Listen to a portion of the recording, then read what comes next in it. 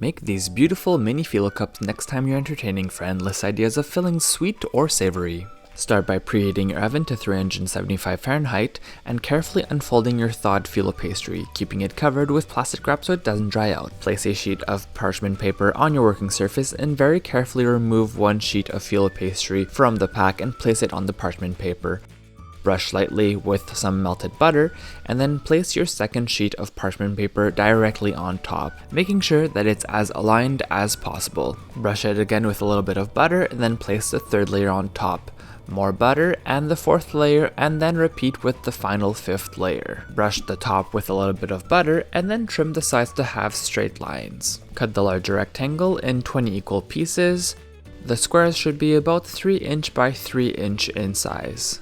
Right away, transfer your squares of phyllo dough very carefully into your mini muffin molds. Use your fingers to gently press them down to the bottom to create a flat surface, and then pressing on the sides to create the mini phyllo cup. Bake in your preheated oven for 12 to 15 minutes until golden brown, let them cool, and then fill them with savory or sweet fillings. Find all the recipes at FrenchKizCook.com.